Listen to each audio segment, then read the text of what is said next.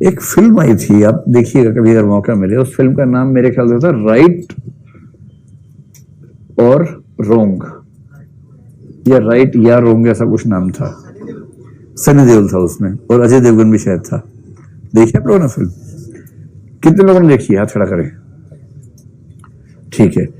और एक अभी हाल ही में फिल्म आई थी 376 थी ना शायद, जो जिसका 375 इसका जिक्र क्लास पे हुआ था ना। हाँ, दोनों एक ही तरह की फिल्म एक सेंस में है। राइट और रॉन्ग में क्या है, आपको पता है कि हमारे संविधान में एक व्यवस्था है कि हम सेल्फ इनक्रिमिनेशन के लिए किसी व्यक्ति को बाध्य नहीं कर सकते। इसका मतलब कोई व्यक्ति खुद अपने विरुद्ध गवाही दे, इसके लिए हम किसी को बाध्य नहीं कर सकते हैं।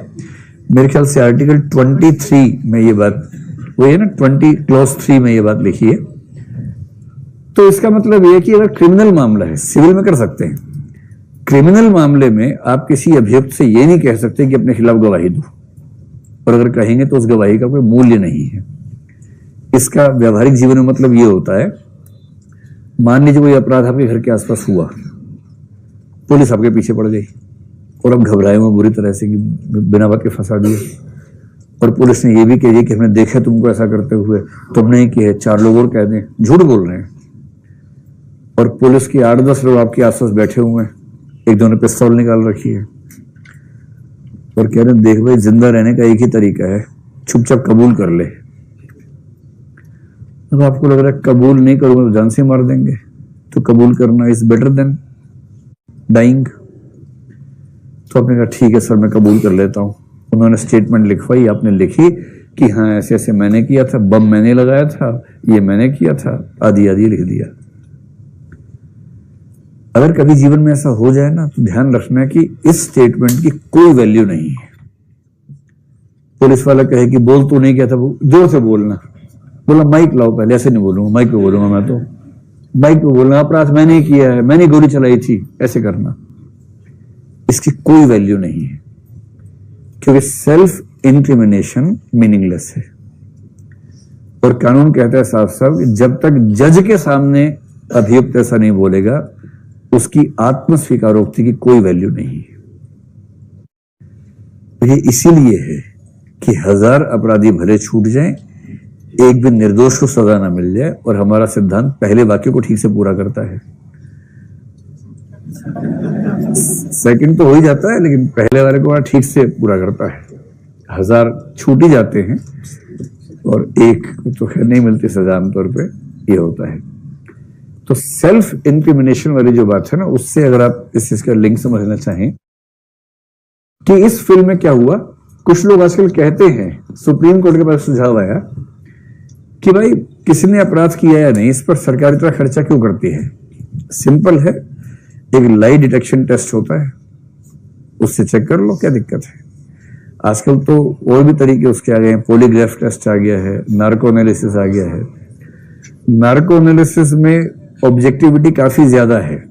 खतरा ये है कि जिसका करेंगे, किसी रेयर केस में उसकी मृत्यु भी हो सकती है, उसकी मतलब परमानेंट कोई डिस्टॉर्शन आ जाए बॉडी में, ऐसा भी हो सकता है। ये खतरा कैसे मोल लें, ये दिक्कत है। तो एक बार सुप्रीम कोर्ट में केस हुआ, सेल्वी का केस कहलाता है, प्रसिद्ध केस है। सुप्रीम कोर्ट से कहा गया कि सर ये जो इंडियन एविडेंस एक्ट है उसमें आप चेंज कर दीजिए। सुप्रीम कोर्ट तो जो कहता है चेंज हो ही जाता है।